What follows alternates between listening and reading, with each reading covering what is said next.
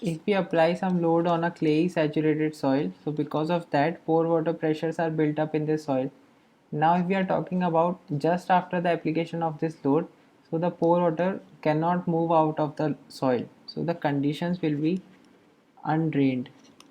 And if we are talking about after a long time of the application of this load, then this pore water would have gone out and the condition would be drained. So these drained or undrained conditions are simulated in the lab in the form of different triaxial tests. So we know that triaxial test is conducted in two stages. First is application of cell pressure and the second stage is application of additional deviator stress.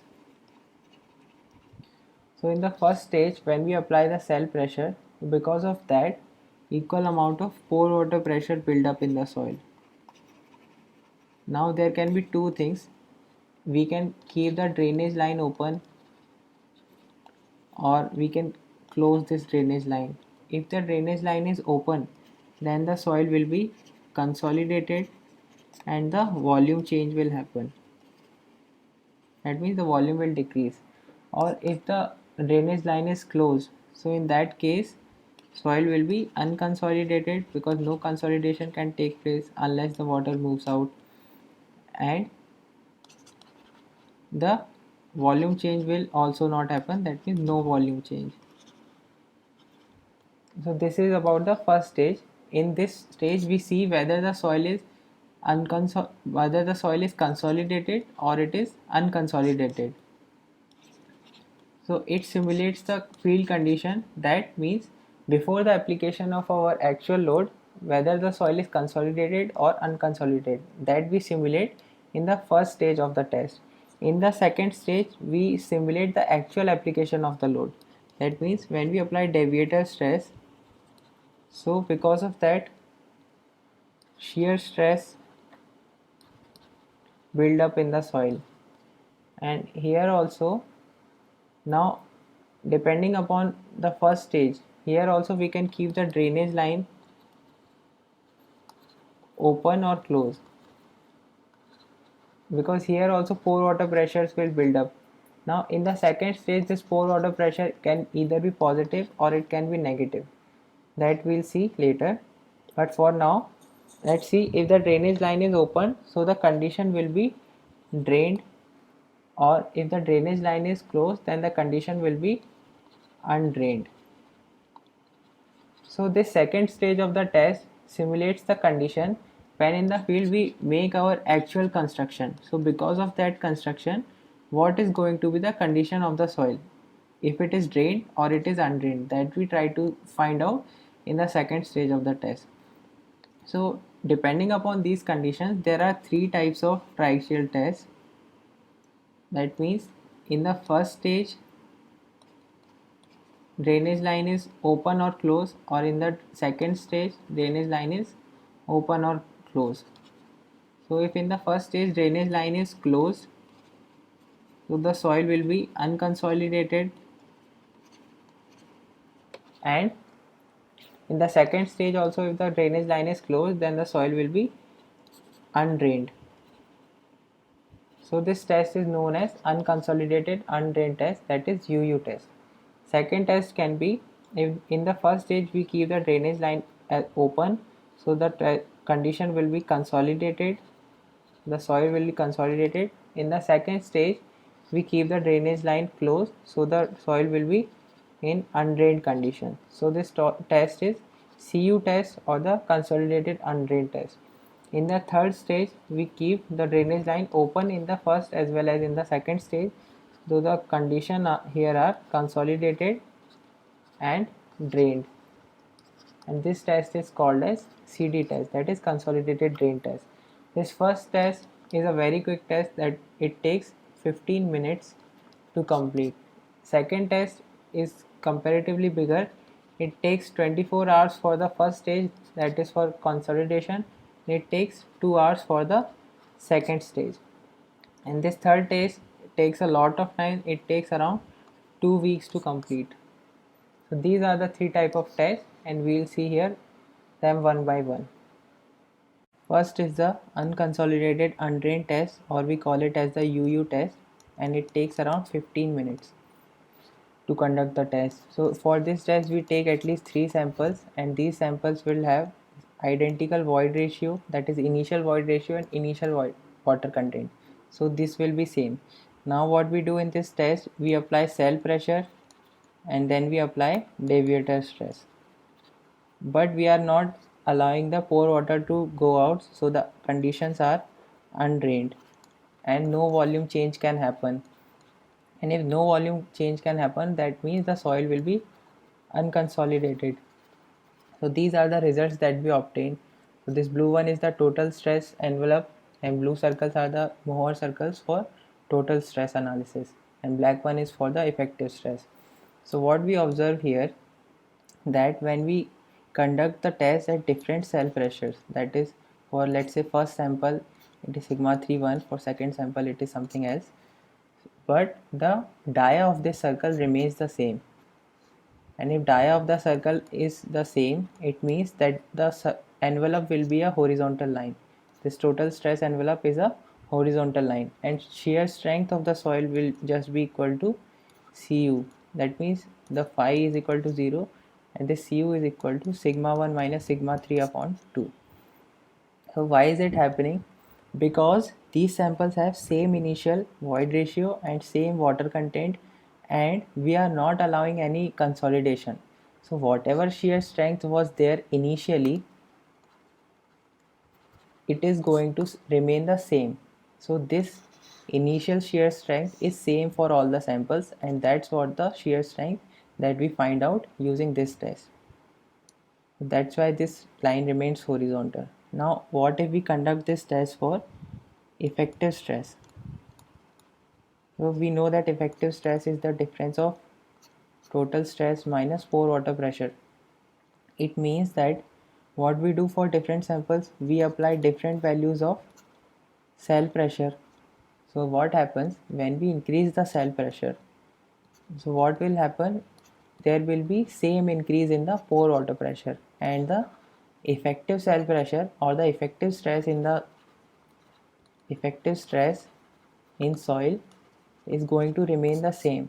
And because of that, even if we conduct three tests or 4 tests, the circle or the Mohr circle remains the same, because whatever increase is going to come in the stress, in the effective stress, it will vanish, because this pore water will go out of the equation. So because of that we get only one circle, and this is the circle. So this is not very useful to plot the effective stress envelope, because we are getting only one circle. So unconsolidated undrained test is used to find out the undrained strength of the soil, that is Cu. And so when this test is useful in the field, so this test is useful when we want to know the immediate strength. That means when we have applied some rapid load on the soil, so can it sustain this load? So because for that we should know the what is going to be the strength of the soil just after the application of the load. So in those situations this test is useful. So we know the strength during construction. So this is the use of this test. After that, next test is the consolidated undrained test. For consolidated undrained test, when we apply cell pressure, then we allow the sample to be consolidated, and when we apply deviator stress, then we do not allow the sample to be consolidated, so the conditions are undrained in the second stage. So in the first stage, when the sample is allowed to be consolidated, so after consolidation there is no excess pore water pressure, and when we apply after this, when we apply the deviator stress, so again pore water pressure will develop. So now this pore water pressure can either be positive or it can be negative. So when it is positive or when it is negative, it depends upon the stress history of the soil. It means if the soil is normally consolidated, then the pore water pressure is positive, and if the soil is over consolidated, then the excess pore water pressure that comes on the soil is negative. Why is it so? Because normally consolidated soil has the tendency to go in volume decrease. So when the volume decreases, the pore water try to go out, and pore water try to go out, it means that the pore water try to go out, but the conditions are undrained in the test, so we are not allowing it to go out, so the positive pore water pressures will exist. And opposite is the case for an over consolidated clay. In this case, the volume try to increase, and when volume try to increase, pore water try to enter in the soil, but because of the undrained conditions, pore water cannot enter, or the water cannot enter into the pores, so the pore water pressure that develops in the soil is negative. Now we see the Mohr circle and envelope for this experiment. So the very important point here is the value of cohesion for normally consolidated clay in consolidated undrained test is equal to 0. So when we perform this test, the value of cohesion comes out to be 0. Apart from that, the effective stress circle will be on the left side of total stress circle, because pore water pressures are positive, and we know that effective stress is equal to total stress minus pore water pressure. So obviously this effective stress will be less than the total stress. So effective stress circle is on the left side. Whereas if we perform this test for an over consolidated clay, so for that what happens, the effective stress becomes more. Effective stress will be total stress plus pore water pressure, because this pore water pressure is negative. So here effective stress circle is on the right of total stress circle. But if we increase the stress, so soil will go in the normally consolidated part. So in the normally consolidated part, again the total stress circle is on the right and effective stress circle is on the left, because in normally consolidated part the pore water pressures are positive. So this test takes around 24 hours for the first stage and around 2 hours for the second stage. And what are the uses of this test? So this test is used when we know in the field that the soil is consolidated under the application of this load, but now we are removing this load or we are putting some new load. Two conditions can be there. Depending upon that, the soil can be normally consolidated. If we are applying some extra load, or if we are removing the load, then the soil can be over consolidated. So in that case, we can perform CU test and we can find out the shear strength and shear strength parameters for the soil. So if we measure the pore water, so we can do the effective stress analysis, or if we do not measure the pore water pressure, so we can do the total stress analysis. So that is possible using this test. After this, the last test which is conducted to find out the CN5 parameters is the CD test, that is the consolidated and drain test. It means that when we apply cell pressure, so the soil will be consolidated and there will be no excess pore pressure. And when we apply the deviator stress, at that stage also we keep the drainage line open and we apply the load so gradually that pore pressure does not develop. No pore pressure is there. So this test simulates the condition on the field where loading is very gradual. It is so gradual that no pore water pressure is developing, or if we want to find out the long term stability. So stability after a long time can be understood using this test, or it can be found out using this test. So in this test also the value of cohesion is 0 for a normally consolidated clay, and if it is an over consolidated clay, then it will have some value of cohesion that is known as effective cohesion. So it is a very time taking test. It takes around 2 weeks for the completion, but it gives the the effective stress parameters, because in this test no pore water pressure is developing, so the total stress and effective stress is same. So we get only one circle or the same set of circles for total stress as well as the effective stress.